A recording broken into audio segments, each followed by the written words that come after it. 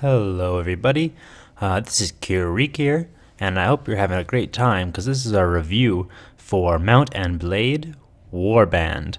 Now, you may be wondering what it is. It is a medieval action RPG with strategy and management aspects. You can do things like you create your character off the bat. You gotta roam around the immersive world. There's 6 factions. You can go look around different kind of areas. You build an army. You can join a country or start your own, even if you want to.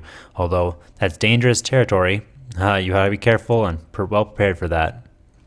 Now there are 6 factions, like I mentioned, and each one has its own flair. They have their own advantage. So, for example, the Swadians have some amazing cavalry and knights, and the Kiereeks have awesome horse archers. But, for example, the Kiereeks in a siege, not so useful. Lightly armored, can't really defend it that well. On the field, I love them. They're my favorite faction, so I'm going to plug them a bit during this review. Now, it's the upgrade, I would say, to the original Mount and Blade. Now, the original Mount and Blade had 5 factions. It had some other stuff you could do, but this one adds a little bit more in all categories and changes the map as well. The pros for this game, there's just so much to do. You could be a trader, you can be a fighter, diplomat, you can marry someone, you can go out there and piss on someone's face. I'm just lying. That's just a little exaggeration. What I really mean by that is you go out there and insult them. Now, you have like a degree of how much you're liked, how much you have a reputation, and these kind of things change depending on what you do. You start sacking villages, people aren't going to like you so much. But you start accepting a little trade cart routes, like, oh, I'm going to deliver this stuff for you. Oh, I'm going to go take out this guy for you. Well, people start to like you more, and you have a little more sway with them. It's really engaging. The world changes. So, like I said, between the 6 factions, they have their own cities and towns, and you take those areas. You take the cities, you take the castles, you take that area. And it's quite an event when you do the sieges. Really amazing evolution that you see as you lead one country to victory, and the whole map starts to change color under your banner. Now, the combat is excellent. There's blocking. It's all directional. So you block and move the mouse in a certain direction, it'll block from that direction. You can toggle that on or off to make it easier for you if you want. And there's also directional combat, so I can swing from above, right? I can jab, I can swing from the left or the right. And it really makes it detailed. You got to be paying attention to what your opponent's doing. You can't just go in there hacking and slashing. Well, you can, but you'll be taking a lot more damage. Arrow combat is also pretty intense. It has drop off, so you got to adjust for that. And horse combat is also kind of nice. The horses can be difficult to control, but I assume it's not that different than real life. If you want to turn a horse, you can't turn it on a dime. And you can joust people. There's arena combat you can go enter for money. I always love doing that. Great way to make money is to enter the tournaments. There's a dynamic trading system, so certain areas demand more goods, they'll pay more for more goods. You have to be able to keep track of how it's changing. You can hire advisors to do that for you or level up your own trading skill to really see what will sell well in certain areas. But for example, maybe the desert doesn't do so well with fish, so you take fish from the sea areas, you bring it to the desert, sell it for boatloads of cash, and there you go. You have tons of money to pay your people with. There's a good variation of factions. Like I mentioned before, each faction has its own specialty. So, for example, the Kiereeks, let's go back to them because I love them so much. They're really great in the open land. The Vajirs have pretty nice archers. The Nords are excellent hand-to-hand infantry, but they have no cavalry.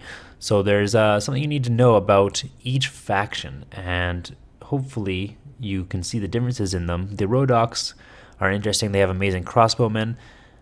Each faction is also kind of based on real life peoples. So obviously the Kiereeks are like the Mongols or something similar. Saranids are Middle Eastern, maybe Turkish or Persian or something along those lines. The Nords are clearly Vikings.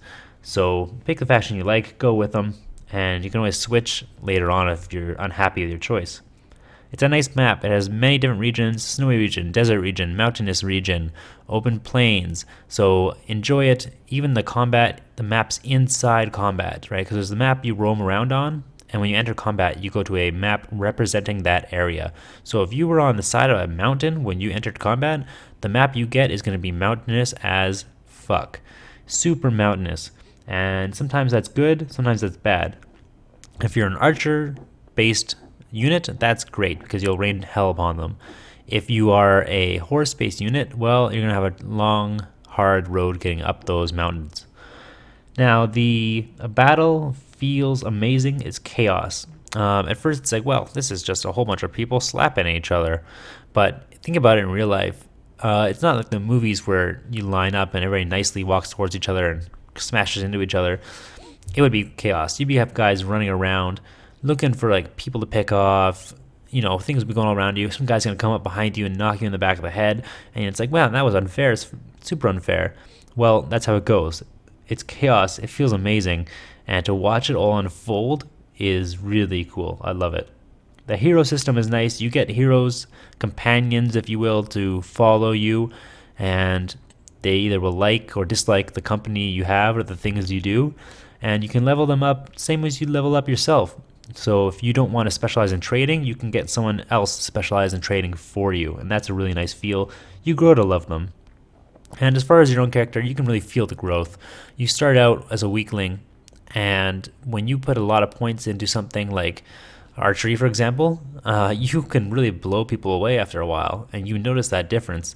Same with like two-handed weapons. Two-handed weapons deal a ton of damage, and if you invest in that to the point where you got like 300 skill points in two-handed weapons, it really just annihilates people. The cons for this game, character creation is a little lacking. It's got lots of like features for like facial construction, things I wouldn't need though, like, oh, I'm going to raise the eyebrows by 2 millimeters, and even when you slide that bar all the way over, it doesn't make that much of a difference. I felt like they could have done a better job with that, and you really don't get to choose much about your character. You have some set up choices about their background, and that part's all right, but I would have liked a little more. The diplomacy aspect of this game, it's a little lacking. So you can talk to people, you can try to arrange for them to attack other people, you can try to arrange truces and stuff, but I feel like it could have been a lot deeper. I would like to arrange deals with other factions. Like go to the Nords and be like, hey, I noticed you guys are really good at sieging places. How about this? We team up on these guys for X number of days. You come to the battle and you bring a whole bunch of dudes with axes and I'll provide the archery support or something like that. I just wanted more depth to it. In battle, there's kind of poor controls with regards to controlling your units. So you can give directions, but it's like go forward, attack, line up here. It's not really that great. There are mods that address it, but it could be a lot better. I would like to be able to command them more accurately. Many units are too similar within a faction, I find. Now, there are upgrade trees, so you upgrade like a skirmisher, pikeman or something, right, to a halberdier and upwards, and they get better at what they do, heavily armored. They cost more money, but it's worth it usually. And it just seems like a lot of them are really similar. Like if I go to the Rodox, oh, it's all spearmen with archers, and like I want more. I just want more selection. I want them to look different, make them look shinier. It seems difficult to manage your own kingdom. Again, a lot of these issues are fixed with mods, so it can be improved by a little bit, but there's only so much you can do to manage your kingdom. I would like to give orders and be like, okay, you guys go raid this village, draw them over there. I'm going to come over here with my army and siege the castle. But it's like, oh, my people will soon do their own thing until I call an attack together, and then we all go together. So it kind of, I don't know, it could be more detailed. I would like some more weapon and armor variety. So again, variety is the killer here. A lot of swords, but what's the difference between this great long sword and this other long sword? Well, nothing. Maybe it looks a little different. It has different stats, but in general, it operates the same. I wanted to see more work on that. Finally, the siege system is really weak. It's nice that they had siege towers and things like that. Like you go to battle, you go up the siege tower or the ladder, but I want like a catapult. I want to be able to rain hell upon my opponents before I assault their walls, something to batter them up a bit. So let's get on to the score here. Gameplay, I love the gameplay. I think it's awesome. The combat is amazing, and that alone makes up for the lack in like diplomacy and all those other things. I will play the combat day after day. It's awesome and engaging, and it flows well. So I'm going to give that a 2.5 out of 3. Good gameplay. Addiction, I have to tell you a story here to show you why I can give this a 2 out of 2. Now, it's a 2 out of 2 because it's the only game that's actually made me late for work. There was a time where I was working at this one place, and I realized it was like, oh, I got a little bit of time. I'll play some Mount and Blade. I'm supposed to be at work at 4:30. Next time I look at my watch, it's 4:45. I've been there for a long time, so they didn't really mind, but it was like, holy crap, I just lost track of time entirely. And that rarely happens for me. So 2 out of 2, no doubt in my mind, it will addict the hell out of you. You'll forget that you have a family. You'll forget that you have a job. You'll forget to eat. Reliability, I'm pretty much perfect on this one. I've never had an issue. Gonna give that a 1 out of 1, get that out of the way quickly. Atmosphere, it does make you feel like you're really leading the battle. It makes you feel like you're in the battle, and that builds the atmosphere for me. You're worried about your flank. When you get hit, it's like, oh crap, when you see a whole bunch of guys coming at you, it's like, whoa, I better get the hell out of here, I'm going to lose my head. So a 2 out of 2, perfect atmosphere for me. It feels good. The distance to travel was good, not too long, not too far. Speed of, how everything runs is good, so atmosphere, it feels nice.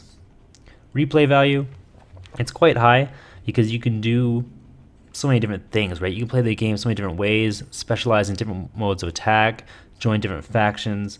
In the end, it's all the same goal, but because the game never truly ends, it can just go on forever. Now, it can be a little bit repetitive, obviously, because you're still attacking in the same kind of manner over and over and over, but in general, I feel like the replay value is pretty high. I'm going to give it a 1.7 out of 2. Now, that brings our total score to a 9.2. Is that the highest score we've ever had? I think it might be. Just beating out Dark Souls by a little bit, 0.2. So I hope you guys enjoyed this. Please watch the gameplay portion, and I have a few videos of Mount and Blade Warband. They kind of suck. They were super old, but if you feel like watching them, I wouldn't mind it. Have yourself a great day. Thanks for watching this one, and I'll see you again soon.